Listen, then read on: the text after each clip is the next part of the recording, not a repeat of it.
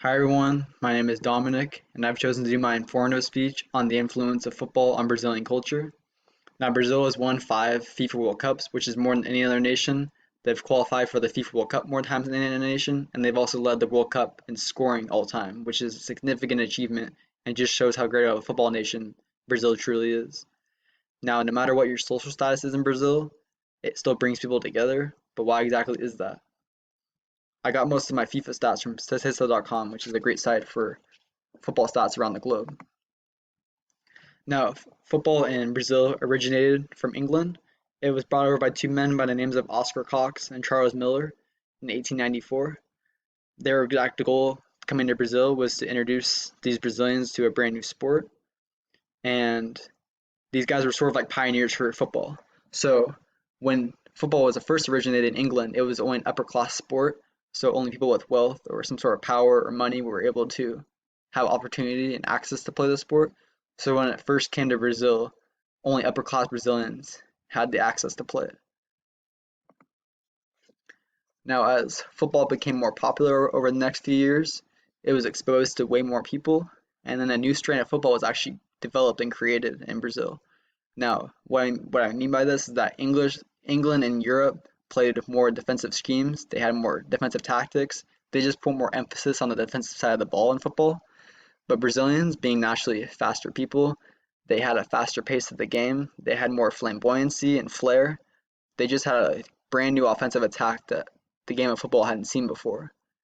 And then in 1914, as the game became even more popular in Brazil, the Brazilian Football Confederation was developed, and that's the biggest soccer league of football in Brazil. I would compare it to sort of like the NFL in the US, the biggest sports league. A lot of these facts I'm sharing were done by David Levine in a study he did at Duke University back in 2015. It's available on duke.edu.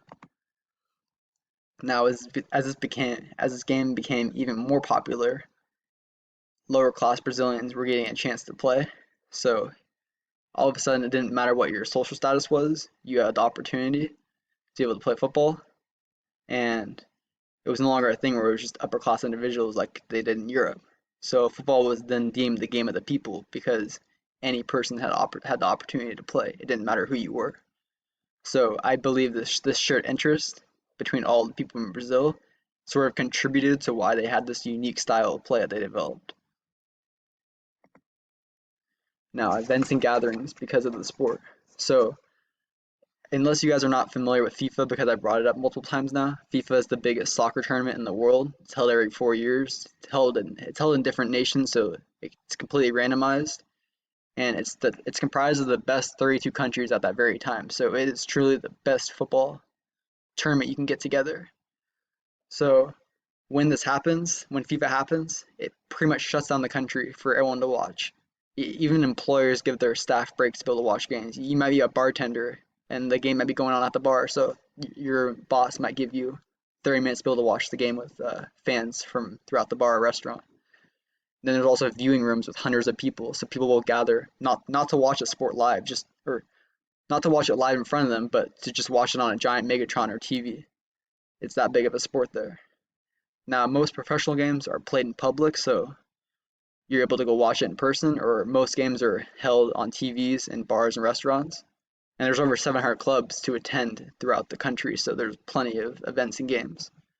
There's also 16,000 professionals worldwide that are from Brazil, so there's plenty of events that aren't even related to Brazil clubs.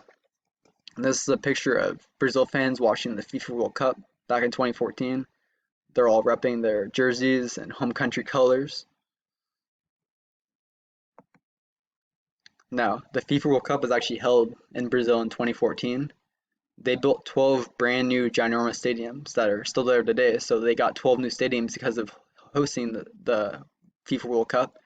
And they also got 32 brand new practice facilities, one for every country that was participating in the event. This also generated billions of dollars for the country because of marketing and sales, commercials, anything you could think of related to selling things. And hosting the game was historic for fans because now all of a sudden they were able to watch their home country play. That wasn't a thing before. Most fans can't afford to travel halfway across the globe to a different continent to be able to watch their national team play. But when they're in your home country, you have a lot more opportunity to be able to buy tickets to watch them. And citizens in Brazil pretty much consider the World Cup like a national holiday. So when the national team is playing from Brazil, the country practically shuts down. There's not much service available. Everyone's watching the game at once. And I got most of these FIFA stats from a clinical associate professor in New York University. His name is Christopher Gaffney. You can see some of these facts on newyorkuniversity.academia.edu. Now, football also unites people. By saying this, I mean kids get soccer balls or footballs at a very young age, and this sort of sparks kids to want to play growing up. So then that sparks the whole country and enjoying the sport. So when these kids are also learning, there's bonds created between the trainer and learner. So whoever is teaching the kid, you're creating an experience with the kid and the trainer, and that's a cool experience.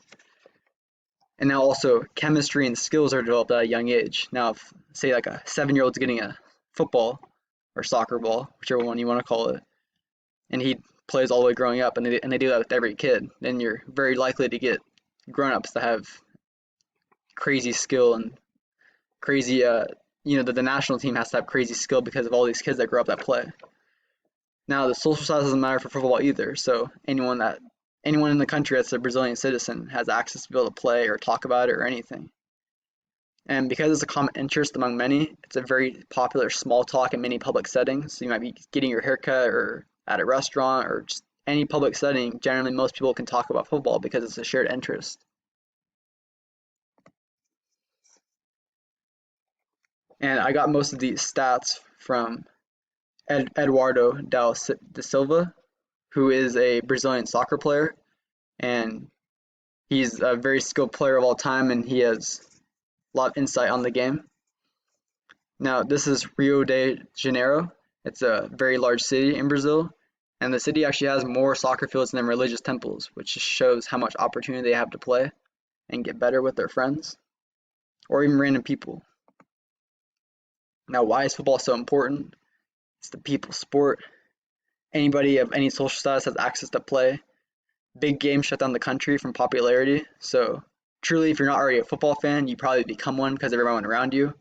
And everyday life has football included in it. It could be talking, playing, or watching. Whatever it is, football is prioritized in Brazil. Thank you for listening.